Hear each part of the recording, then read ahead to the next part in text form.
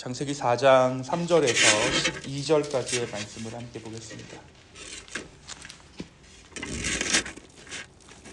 창세기 4장 3절에서 12절의 말씀을 한 절씩 교독하고요. 마지막 절 12절은 함께 읽겠습니다. 제가 먼저 3절을 읽습니다. 세월이 지난 후에 가인은 땅의 소산으로 제물을 삼아 여호와께 드렸고 아벨은 자기도 양의 첫 새끼와 그 기름으로 드렸더니 여호와께서 아벨과 그의 제물을 받으셨으나 가인과 그의 제물은 받지 아니하신지라. 가인이 몹시 분하여 안색이 변하니 여호와께서 가인에게 이르시되 너가 분하여함은 어찌 되느냐 안색이 변함은 어찌 되느냐. 너가 선을 행하면 어찌 낯을 들지 못하겠느냐. 선을 행하지 아니하면 죄가 문에 엎드려 있느니라. 죄가 너를 원하나 너는 죄를 다스릴지니라. 가인이 그의 아우 아벨에게 말하고 그들이 들에 있을 때에 가인이 그의 아우 아벨을 쳐 죽이니라. 여호와께서 가인에게 이르시되 너의 아우 아벨이 어디 있느냐. 그가 이르되 내가 알지 못하나이다. 내가 내 아우를 지키는 자니이까. 이르시되 너가 무엇을 하였느냐. 너의 아우의 핏소리가 땅에서부터 내게 호소하느니라. 땅이 그 입을 벌려 너의 손으로부터 내 아우의 피를 받았은즉 너가 땅에서 저주를 받으리니 너가 밭을 갈아도 땅이 다시는 그 효력을 너에게 주지 아니할 것이요 너는 땅에서 피하며 유리하는 자가 되리라. 아멘. 우리가 지난 일주일간 함께 했던 특별 새벽 예배의 마지막 날입니다. 그동안 우리가 이 기도의 시간을 통해서 1년이 걸렸습니다. 기도에. 그렇죠? 그래서 2024년을 우리가 한 해를 잘 기도 가운데 마무리하고 또 새로운 한 해를 은혜 가운데 잘 시작하셨을 줄 믿습니다. 새해를 맞아 우리가 창세기의 말씀을 함께 나누고 있는데요. 창세기는 모든 것의 시작을 말해주고 있는 책이죠. 그렇죠? 만물의 시작, 사람의 시작, 또 하나님과 사람 간의 관계의 시작, 그리고 죄의 시작을 담아내고 있는 것이 바로 창세기입니다. 그 중에서도 우리는 어제 말씀 창세기 3장의 말씀을 통해서 죄의 시작에 대해 함께 나누었어요. 하나님께서 먹지 말라고 하신 동산 중앙의 나무 열매를 취한 것, 교묘한 사단의 꾀임에 여인이 먼저 넘어가게 되고 그리고 남자가 죄를 범하게 되는. 그래서 그 모든 일로 인해서 죄가 이 세상 가운데 들어오게 되었고 인간은 하나님의 동산에서 쫓겨나게 됩니다.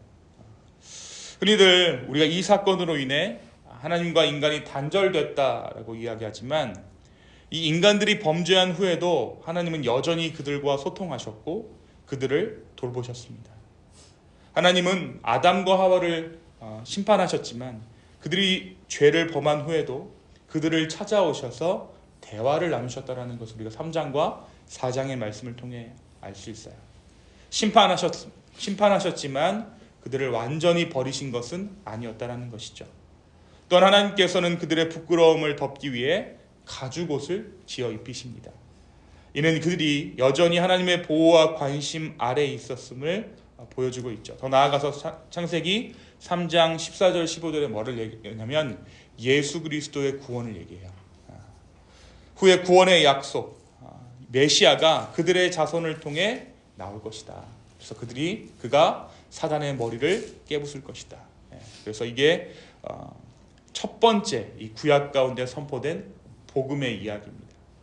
오늘 말씀은 인간이 에덴 동산 밖으로 나갔음에도 하나님은 인간과의 관계를 단절하지 않으셨다는 것을 보여주는 좋은 예를 보여주고 있어요. 바로 오늘 본문에서도 하나님께서 아담의 후손들과 함께 대화를 나누고 있는 것을 보게 됩니다. 아담의 후손의 이름들이 뭐죠? 가인과 아벨이었어요. 가인과 아벨과 하나님이 대화를 나누시는 장면을 우리가 볼 수 있습니다. 오늘 본문의 내용은 우리가 너무나도 잘 알고 있는 내용이죠. 하나님께서 아벨이 드린 제사는 받으셨지만 형이었던 가인이 드리는 제사는 받지 않으십니다. 그러자 말씀은 그의 안색이 변했다라고 기록하고 있어요. 안색이 변했다라는 것은 원어로 그의 얼굴이 떨어졌다는 뜻입니다. 이것은 그러니까 그 당시의 문학적인 표현이에요. 고대 근동의 문학에서 얼굴이 떨어졌다는 것은 슬프다, 분노했다, 낙담했다, 어떤 이런 부정적인 감정을 드러내는 방식입니다. 그러니까 인간이 누구 앞에서 부정적인 감정을 숨기지 않고 드러냈다는 것을 의미합니까? 조물주 대신, 창조주 대신 하나님 앞에서 자신의 감정을 숨기지 않고 드러냈다는 거예요. 심지어 부정적인 감정마저도 여과 없이 하나님 앞에 드러내기 시작합니다. 그러니까 전적으로 하나님만이 하실 수 있는 그 주권적인 결정에 가인이 분노했다는 거예요. 다른 문제도 아닙니다. 예배를 받느냐 받지 않느냐, 이것이 누가 결정해야 될 문제입니까? 누구에게 주권이 있는 문제죠? 하나님께 주권이 있는 문제죠. 받는 사람이 주가 되어야 되는 거야. 그런데 내가 드린 예배를 받지 않아? 감히 이게 되는 거예요. 감히 누굽니까? 감히 하나님이. 한 세대를 지나면서 더 이상 창조주와 인간의 관계가 역전이 되어버린 것이죠. 내가 피조물로 남아있는 것이 아니라 내가 주인이 되어버린 거예요. 하물며 한국에서 어떻습니까? 임대인들도 건물주의 말을 조물주처럼 알아듣는데, 이때 이 가인이 감히 창조주 앞에서 자신의 분노를 표현하기 시작합니다. 결국 어떻게 합니까? 결국 가인이 분노에 찬 나머지 아벨을 죽이기에 이릅니다. 이후에 이제 하나님께서 아벨을 찾죠. 그러자 가인은 오히려 내가 아우를 지키는 자입니까? 하며 또 한 번 분노합니다. 가인의 이러한 죄로 인해 가인은 결국 이 땅에서 유리하는 형편이 되고 맙니다. 하나님의 축복은 땅에 대한 소유로 나타내시죠. 그래서 하나님께서 이 모든 것들을 정리하시고 나서 누구를 부르시냐면 아브라함을 부르세요. 그래서 아브라함에게 약속하신 것이 무엇입니까? 땅입니다. 젖과 꿀이 흐르는 땅으로 가라. 근데 지금 오늘 가인에게 이야기하는 것은 무엇입니까? 정처 없이 유리하는 자가 됐다. 땅 없이 떠도는 자가 됐다. 저주를 받았다라는 것이죠. 이 가인은 축복에서 죄된 채 평생을 방랑하는 삶을 살게 된 것입니다. 나중에 어떤 일이 있냐면 이 뒤에 보시면 가인이 이 죄가 너무 큽니다 라고 다시 한번 하나님 앞에 반문하게 이르러요. 하나님 이거 너무한 거 아닙니까? 하나님 처사가 너무합니다 라고 반문하게 이르러요. 이것이 인류가 범한 첫 번째 살인죄에 대한 기록입니다. 사랑하는 성도 여러분, 오늘 이 말씀을 우리 어떻게 우리의 삶 가운데 이 한 해를 시작하는 가운데 적용할 수 있을까요? 하나님께서는 오늘 분내며 안색이 변하는 가인에게 말씀하시죠. 뭐라고 말씀하시냐면 죄를 다스려라 라고 말씀하세요. 너의 죄를 다스리라. 7절에 보니까 죄가 너를 원하나 너는 죄를 다스릴지니라. 계속해서 죄가 너를 틈탄다라는 거예요. 너희 아버지 아담에게 틈탔던 것처럼, 너희 어머니 하와에게 틈탔던 것처럼 죄가 너를 틈타지만 죄를 다스려라. 그렇죠? 그의 분노가 바로 하나님 앞의 죄악이었으며 인간은 마땅히 하나님 앞에서 죄를 다스려야 했다는 것입니다. 아담과 하와가 죄를 지었지만 하나님은 여전히 인간을 향한 사랑을 거두시지 않으셨습니다. 그들과 동행하셨을 뿐 아니라 인간들 가운데 계속해서 말씀하신 주님이세요. 하지만 인간은 그들의 죄를 다스리지 못합니다. 자신의 요구가 받아들여지지 않자 순식간에 안색이 돌변해서 하나님께 따지고 든 것이 인간의 모습이었어요. 바로 이전 장면에서 그들이 예배했던 자들이라고는 상상이 되지 않죠. 1절부터 3절까지 그들이 예배했던 자들이었어요.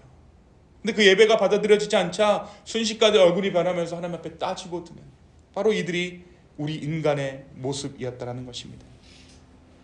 그들이 결국 이 가인이 드린 예배가 어떠한 예배라는 것입니까?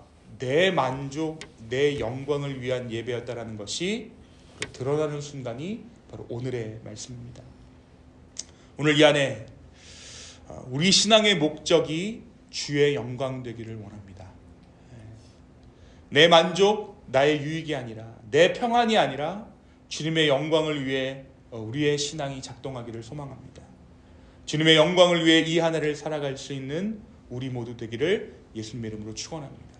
내 만족을 위해서 신앙생활하면 어떻습니까? 괜히 오늘 가인처럼 짜증이 나요. 화가 납니다. 하나님이 부당해요. 하나님, 나 왜 이렇게 인생이 어렵습니까? 내게 주신 것들이 부당합니다. 내 인생 너무나도 힘듭니다. 그러나 그때마다 우리가 눈치채야 하는 것이 있죠. 내가 내 만족 위해 살아가고 있구나. 주의 영광을 위해 살아가는 것이 아니라 나의 어떤 행복을 위해 내가 지금 살아가고 있구나. 바로 그때 우리가 죄를 다스려야 합니다. 이 죄를 다스릴 수 있는 은혜와 축복이 이 한 해 동안 우리 삶에 있기를, 우리 가정 가운데 있기를 예수님의 이름으로 축원합니다. 두 번째, 인류의 죄악은 불과 한 세대 만에 살인이라는 죄로 확장되었을 뿐만 아니라 구체화되었습니다. 가인과 아벨의 아버지 어머니가 누구죠? 아담과 하와예요. 딱 한 세대 걸린 거예요. 그렇죠? 이 딱 한 세대 동안 인간의 죄가 살인이 됐고, 그 살인이라는 것은 죄 확장이고 구체적인 내용이 된 것입니다. 그렇다면 여러분, 무엇이 가인으로 하여금 이 아벨을 죽이게 한 것입니까?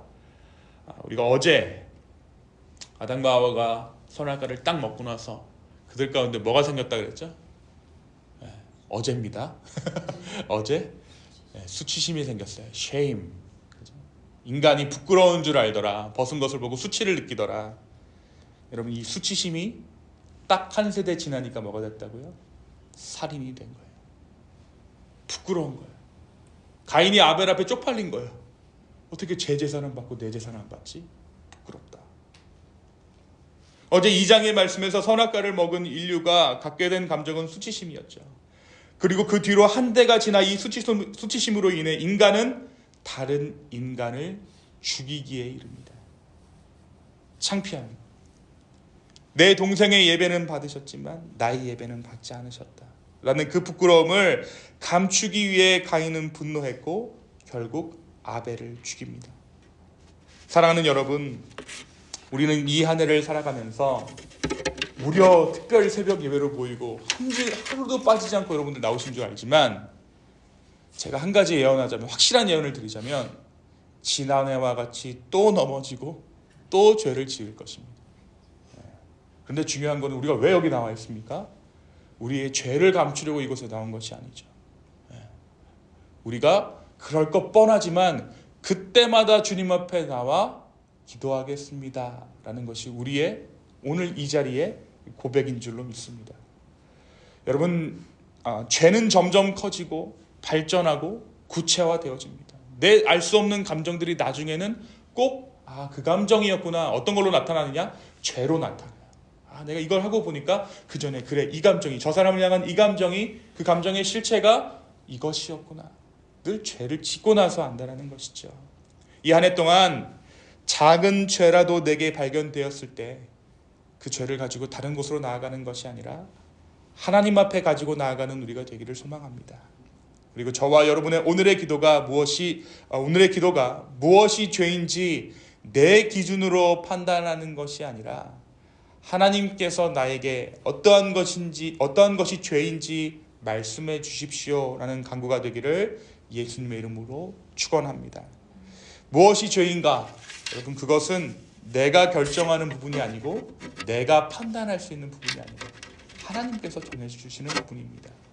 하나님께서 죄라고 하시면 죄인 것이죠. 그래서 이 아침에 우리가 함께 기도할 때 하나님, 무엇이 죄입니까? 내가 죄를 지을 때마다 그것을 하나님께서 결정해 주시고 나의 마음 가운데 말씀해 주십시오. 내가 그때마다 주님 앞에 나와 기도하겠습니다 라고 간구하는 저와 여러분 되기를 소망합니다. 이 겸손의 마음, 죄의 문제를 가지고 나아가는 마음을 통해 이 한 해가 더욱 주 안에서 성화를 이루게 되기를 예수님의 이름으로 축원합니다. 아멘. 이 시간 함께 기도하겠습니다. 하나님 아버지, 우리가 지난 일주일간 2025년 새해를 맞아 특별 새벽 예배로 함께 모였습니다. 주님, 우리가 기도하는 것은 우리의 삶이 죄악 가운데 빠져 허우적대는 삶이 아니라 주님 앞에 우리의 삶을 드리며 나아가는 삶 되게 하여 주시옵소서. 아버지, 다시 한번 우리의 마음과 우리의 삶과 우리의 가정의 모든 일들을 아버지께 맡겨드립니다.